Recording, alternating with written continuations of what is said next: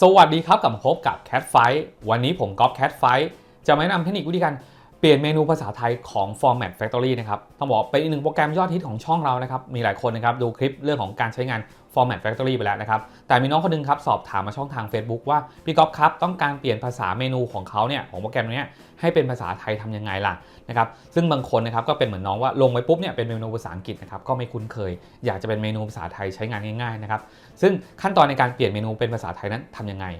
ไปชมกันเลยครับเดี๋ยวเรามาดูเทคนิคนะครับวิธีการเปลี่ยนเมนูเป็นภาษาไทยของตัวโปรแกรม Format Factory นะครับจากที่น้องสอบถามมานะครับเผื่อใครที่เจอปัญหานี้อยู่นะครับขั้นตอนง่ายๆคือเปิดโปรแกรม Format Factory ขึ้นมาเลยครับเปิดขึ้นมาปุ๊บนะครับมาที่หัวข้อด้านบนครับตรงนี้นะครับหาคำว่า language ครับ language นะครับตัว L นะครับ language ตรงนี้นะครับแตะเข้าไปครับจากนั้นนะครับหาหัวข้อคำว่า select more language ครับ select more language ที่เป็นรูปโลกนะครับตรงนี้นะครับแตะเข้าไปครับจากนั้นเลื่อนลงมาเลยครับเนี่ยครับภาษาต่างๆที่เราสามารถเลือกได้นะครับก็คือถ้าเราต้องการภาษาไทยกดไปที่ภาษาไทยครับเนี่ยฮะแล้วกดโอเคนะครับจากนั้นก็จะเปลี่ยนเมนูเป็นภาษาไทยแล้วครับแต่ข้างบนยังไม่เปลี่ยนใช่ไหมครับก็ง่ายๆครับก็กดปิดไปก่อนครับแล้วก็เปิดใหม่ครับ